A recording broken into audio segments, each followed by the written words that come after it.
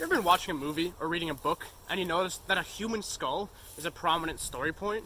You know, stuff like Hamlet with Alas, Poor Yorick, or the trophy collection in Predator.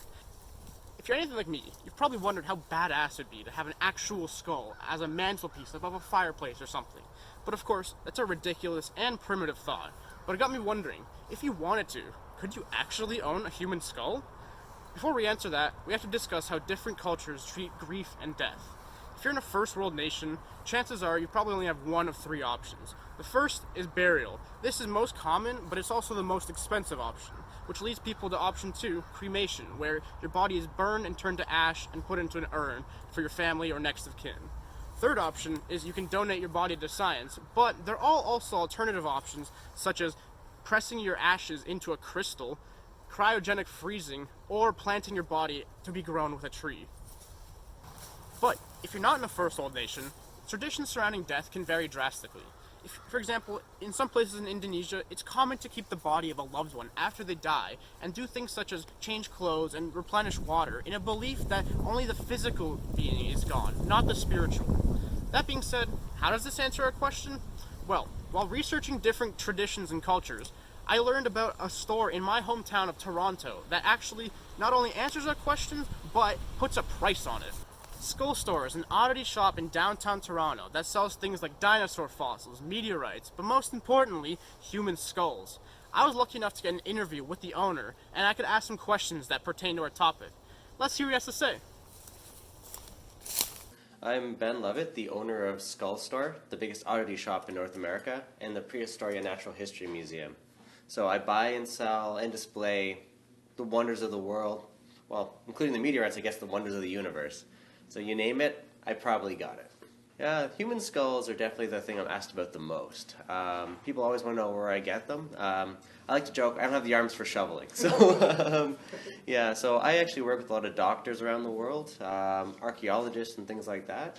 One advantage of the baby boomers retiring is they've all got human skulls. All the doctors, all the artists. Back in the day, you'd buy it with your textbook at the U of T bookstore.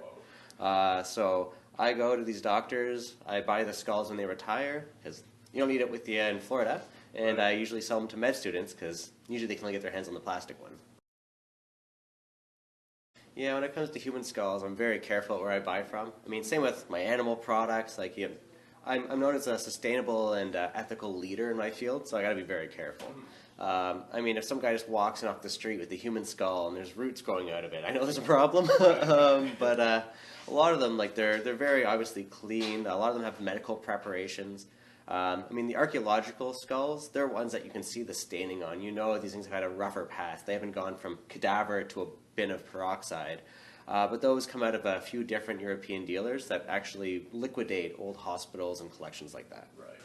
Yeah, like when I opened my business, I thought the people were going to be like the freaks and the weirdos. I figured that was my demographic. But it actually turned out to be a lot more academic than that for the most part. A lot of artists, I mean tattoo artists, they're kind of bread and butter with this. Because they'll buy a human skull as perfect art reference, and they get a return on investment because you tattoo it on two people, you paid for the skull, and you still got a skull. But I get a lot of med students, a lot of artists in general, but even then, anyone could have a natural curiosity with the human skull. Because when you look at a human skull, you're looking at yourself. I was actually very worried about human skulls. I didn't know what the laws were. I couldn't find anything written in the laws, so I was just terrified of getting involved with it. And for the first couple of years, I basically didn't. I would get offered them, I would decline them. But it turns out the reason why I couldn't find rules on owning them and selling them is because there kind of isn't. It's a little bit of a gray area. There are a couple regulations that you've got to follow, though. So the first one, obviously, you can't go dig up someone's grave. You can't disturb the dead. You can't desecrate a grave for good reason. The second rule is you can't own or commercialize the remains of a native, the First Nations. There's like the Native Graves Repatriation Act, things like that. So even like the pottery and the artifacts that were in the graves are illegal to touch, let alone the remains. And we're proudly a supporter of that. I'm also from New Zealand, and a lot of cultures, they would take trophy skulls and they would decorate them and adorn them, as a warning to your enemies or even as a trade artifact. And the Maori back home in New Zealand, they've asked the world to stop trading in their native remains and send them home. And we're an active leader in that field as well. When we see them in the community, we try to get them back to New Zealand so they can get back to the holy sites. human skulls are the most common form of a human remain you'd expect. I mean, Alas Poor Yorick, it's a classic.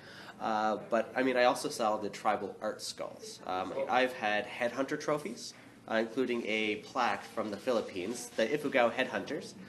So it was a darkened, smoked black piece of wood with a human skull in the center and two boars. They had two boar skulls, and that was actually a cannibal trophy. They had slain that warrior in battle and had eaten him to consume his spirit. So that wound up in a museum of haunted artifacts in where was that? Las Vegas. A lot of people ask me if I ever have experiences with ghosts or if any of my skulls are haunted. It's a very common question. I like to joke ghosts cost extra, and I'm a little too cheap for that. But really, like, we don't see anything like that. We get people come in with all kinds of different spiritual beliefs. I mean, we sell a bit of everything. You know, we get the pagans, the Wiccans, and every mainstream religion there is. And we basically just say, you know, even if you do believe in ghosts or you do have fears of that, if you're treating something with respect, then what's the issue going to be? And even on our website, anyone that buys us stuff, we say very clearly we're only willing to sell these to respectful homes. If we feel like someone's going to be destructive or otherwise disrespectful, we don't want them to have these. These were living people. These are symbols of life itself, of our own selves. And it's important we treat them with the respect we want to be treated in life. So, as you can see, our question of whether you can own a human skull has not only been answered, but is being sold. Thanks for watching. Until next time.